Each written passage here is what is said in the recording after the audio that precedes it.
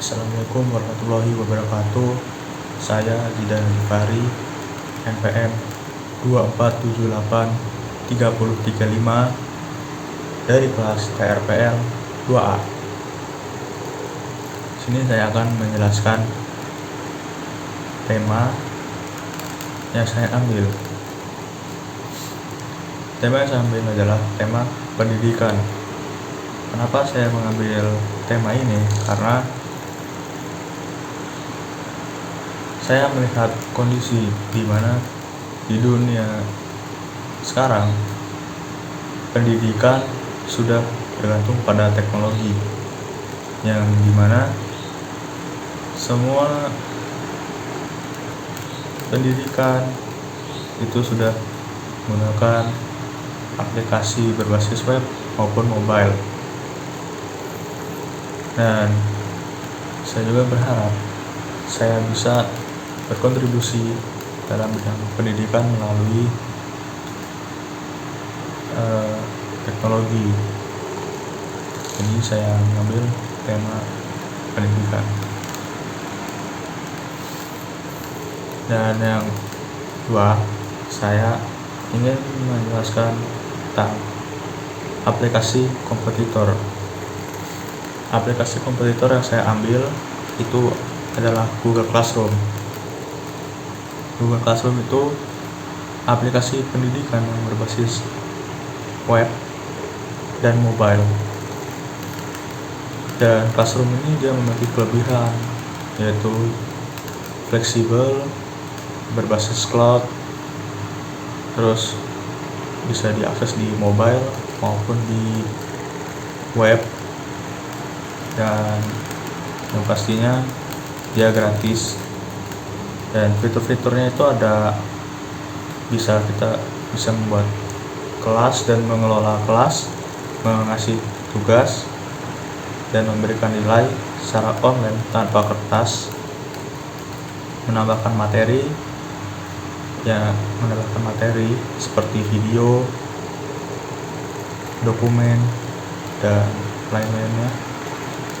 Dan bisa juga lakukan survei melalui Google Form, dan bisa memberikan umpan balik kepada siswa secara langsung tanpa bertemu langsung, dan bisa melakukan diskusi dengan basis pertanyaan.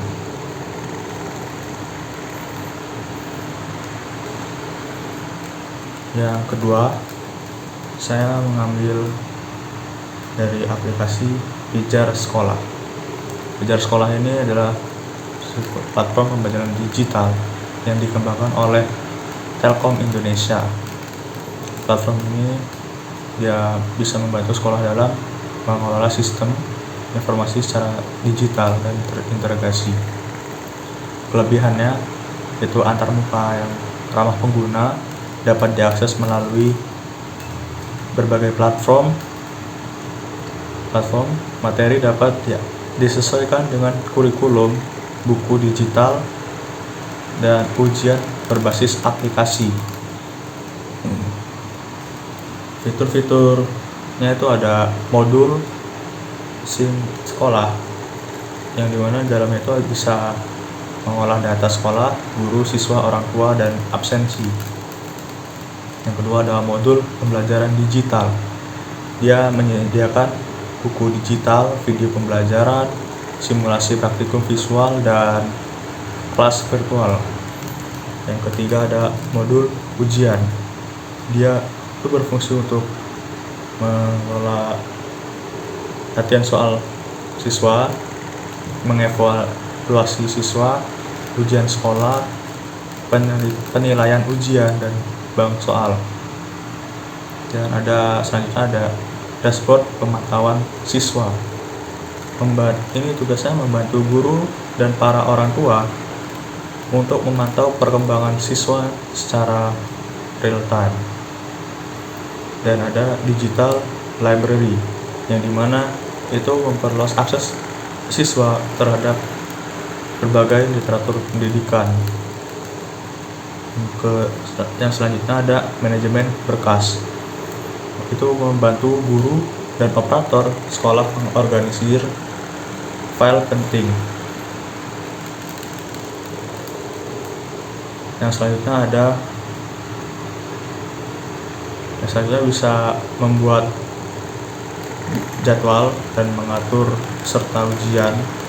Ada laboratorium, memungkinkan siswa melakukan simulasi praktikum lab secara virtual. Dan yang terakhir ada penugasan dan ujian online, memudahkan guru memberikan dan menerima tugas dari para siswa.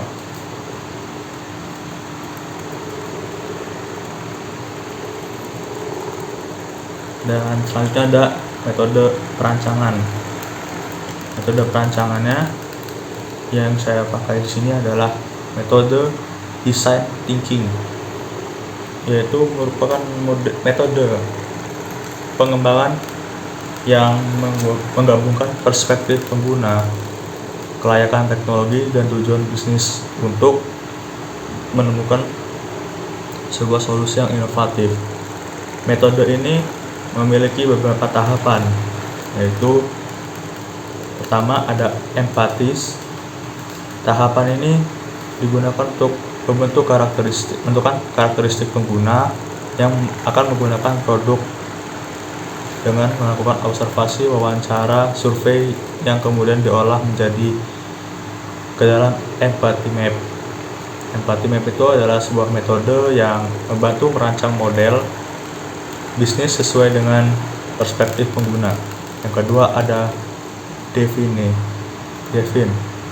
Tahap ini merincikan kebutuhan pengguna yang didapat dari tahap wawancara untuk menentukan sejauh mana masalah yang dihadapi bersama pengguna. Yang ketiga ada ideate.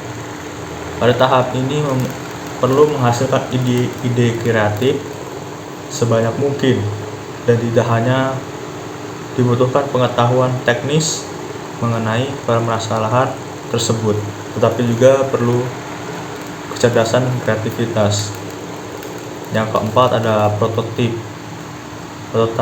yaitu metode yang mengembangkan sistem dan interaksi dalam pengembangan sistem informasi. Prototipe ini dia menciptakan solusi visual dan respon cepat. Dan prototipe ini adalah representasi dari produk fisik yang final. Jadi prototipe ini dia kayak masih tahap uji coba, belum tahap final. Dan yang terakhir ada tahapan tes.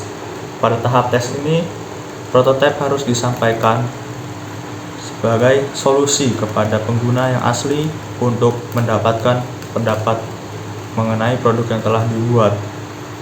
Dengan cara ini dapat menyelesaikan permasalahan dari prototipe yang dirancang sebelumnya yang telah berfungsi, agar hasil akhirnya itu bisa diperbaiki dan mendapatkan hasil maksimal di final. Sekian, terima kasih. Wassalamualaikum warahmatullahi wabarakatuh.